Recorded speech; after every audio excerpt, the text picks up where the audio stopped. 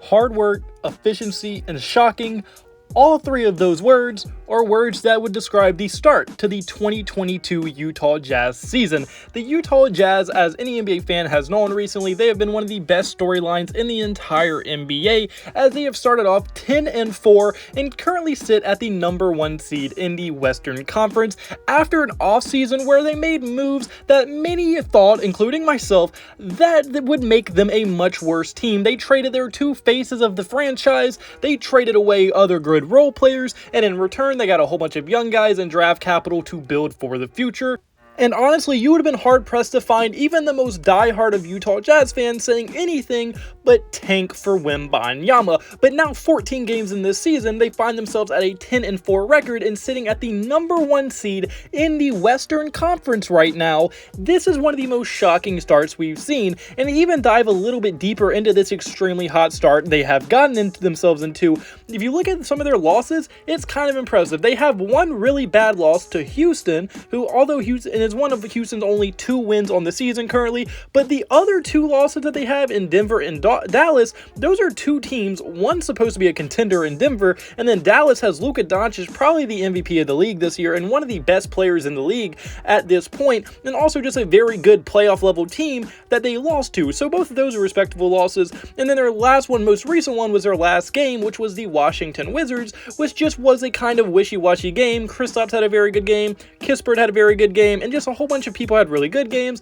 and then a few players on the Jazz had a little bit of down games. It's not like they played bad, it's just the Wizards played better. So really looking at all their losses that they have, most of them are respectable, and even the ones that are kind of wishy-washy like the Houston loss, I mean, it happens. As NBA, a team can get hot and you can lose any given night. And then even the Wizards aren't a terrible team. Now, they're probably not a playoff team, but they're a very solid team and could very much be a play-in level team going into the playoffs this year. So it's not like that was a bad loss either. Houston's really the only stain on their resume to this point, and being 14 games in, that's very impressive to say for a team like the Utah Jazz with as low as expectations as they had going into this season. And then if you even dive even deeper into some of the reasons to why this team has been so good, it is very, very interesting, because one of the biggest reasons for them getting off to this extremely hot start is that they have extremely unselfish players, and a lot of that is due to not having a legit star. Now, yes, they have a best player, which is Lauri Markkanen right now, and he is probably going to become a star level player, but I wouldn't say he's a superstar or anything crazy like that just yet. So Lauri Markkanen, although probably the closest thing to a star, I don't think is ready to put up there with like the elite of the elite big men yet in the NBA, and I do think he can get there, but I don't think he's there yet. And due to this lack of a star level player, they play as one of the most team-oriented teams in the entire NBA, as they are currently ranked 5th best in NBA assists per game, and all of those assists result in very high quality shots. And when you're getting very high quality shots, that's going to help you make a lot of those shots, which is a big reason why they are currently ranked 6th best in true shooting percentage, and it just shows how efficient this team is, and that is a huge reason to why they have been so good. And another reason they've been so good is because, once again, probably due to all the negative publicity around this team before the season started and saying that they're going to be bad and tanking for Wembanyama, they play so hard. And with players like Colin Sexton on there, THT on there, among Jarrett Vanderbilt, all those players play extremely hard night in and night out. Same with Olynyk, same with Markkanen, and with that chip on their shoulder, they always play so hard, and that is another huge reason to why they are just so good. And they play and they make hustle plays all the time, and they're just so difficult to play against due to how high the energy is that they do end up playing with. And then another reason why this hot start has been so effective is because a lot of players are really playing above what we've ever seen them play. Now, this is kind of the more shaky part of why they're good, because I'm not 100% sure these players can continue to play at the level that they are playing, but if they do, and they are showing no signs of slowing down anytime soon, it looks like this team could be very, very legit. As Kelly Olynyk is probably the biggest kind of culprit of playing above what he's ever done. He is a career 36.9% shooter shooter from the three, but right now, he is averaging one of the highest three-point percentages in the entire NBA at 58.8% from three. Now, obviously, that percentage is going to go down. No one can almost shoot 60% from three for an entire season. Curry doesn't even do that. Klay Thompson in his prime didn't even do that. That is pretty much impossible to do, but if he is still shooting around 45 to 50% from three by the end of this season, that is going to be more than enough what you want from Kelly Olynyk, and he is just playing out of his mind.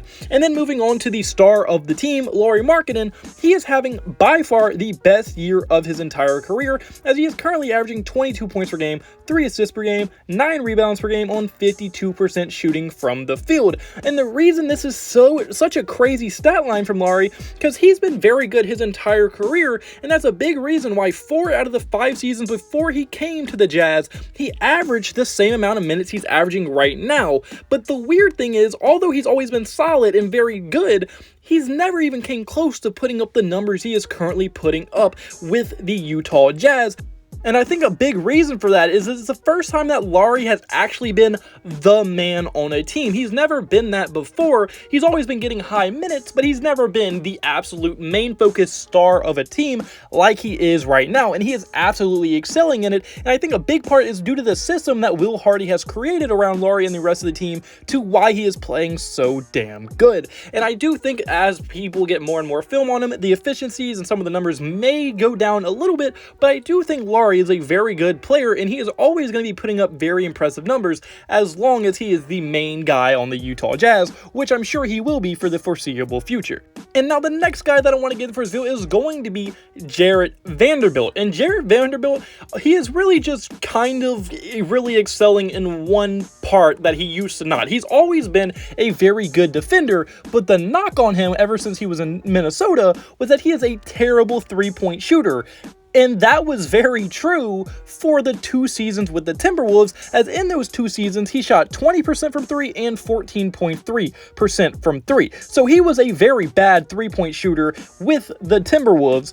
But so far, with the Utah Jazz, he is averaging 54.5% from the three-point line, which is insane. Now, he's not shooting a lot of them or anything, but he wasn't shooting a lot of them in Minnesota either. So it's not like he just randomly started making more because he shot more. No, he is shooting less, about the same amount as he was with the Timberwolves, and having a higher efficiency, which is just insane. So unless that Will Hardy and the Utah Jazz have one of the best shooting coaches to ever live, which they might, I don't know who is on that Utah Jazz coaching staff, to be honest, but Jarred Vanderbilt is probably the guy I would look to say his three-point percentage is not going to stay there at all. There's just no way you go from shooting 20% from 3 to 54.5% from 3. And if it doesn't go all the way down, I think by the end of the year, it will probably be around 30 to 35% from 3, which is still a vast improvement from prior years, but I cannot see him being here. And then another thing that he's doing, he's averaging 9 points per game, which at this point is the most points per game he's ever averaged in his entire career. So although he's not averaging a ton of points, he's doing way more than he's ever done, and he's by far the best defender on this team, getting you 10 points per game while being a reliable three-point shooter, which is something you could never say about Jarred Vanderbilt until this year. And I mean, the Utah Jazz, that's just one of the many magical things that the Jazz have been able to accomplish, and just one of the many magical players that have been having a revival year on this team. And then even Jordan Clarkson, who's been on this team for years now, although he's putting up similar numbers as his old scoring and everything, like his points per game and all that are similar, he is shooting the highest three-point percentage of his career at 42.1% from 3 since he was with the Cleveland Cavaliers in 2017, playing with LeBron James and Kevin Love. That is absolutely insane. A guy who's been with this Utah Jazz team, a more talented Utah Jazz team up until this point in his career, is averaging the highest three-point percentage of his career. Like I said, the only other time he's ever even averaged 40% was with Cleveland, years ago. And now that he's doing it now, it's just insane that every player pretty much that matters on Utah is playing at a higher level than they've ever played. And it just is a mystery to how they're doing so good. A lot of it has to be credited to Will Hardy. There's no other explanation than Will Hardy is a very good coach. And I wouldn't doubt that. He's shown that right now, and it is looking very, very true. Now, how sustainable this start is, I don't know, because when you have this many players playing above what they have for their entire career, and they're veterans, so it's like not like they were due for a jump or anything, I don't know how sustainable that is. But as long as they keep playing like this, and Will Hardy can keep them playing like this night in and night out, teams are going to find it very, very hard to be able to beat them. And then a few other reasons, kind of smaller reasons why I think they've been so good and why I think they could even get better by the end of the year is because some of the young guys are actually playing very, very well. Ochi Agabahi, I don't know how to say his name, but I was kind of high on him coming into the draft, and although he is currently playing in the G League, he has looked very solid in the G League, and he's also put in very solid minutes in the actual NBA as well. So I think by the time it gets to around the end of the year, he could be playing significant minutes for this team and really helping them win games. And then another player I really liked was Walker Kessler, and I didn't like him because I thought he'd be a star or anything, because I don't think Walker Kessler ever will be a star, but he is basically a Walmart Rudy Gobert, and at this point, he is just a younger Rudy Gobert. And they traded, by the way, in the Rudy Gobert trade for Kessler, for Walker Kessler, which means they basically traded old Rudy Gobert for new young Rudy Gobert for tons and tons of draft capital on top of that, which is absolutely insane. And it just makes those moves that they made look so much better on the front office, and it makes them just look so good. But unfortunately, guys, that's for this video. So comment below, do you agree with me? Do you think that the Utah Jazz can keep this hot start, or do you think it's just a fluke? On your thoughts in the comment section below. And if you liked the video at any point, hit the like button and subscribe button. It would mean the absolute world to me. And I hope you have a blessed day. Have a blessed day. So you need to have a blessed day. All glory to God. See you in the next video. Goodbye. Blah, blah.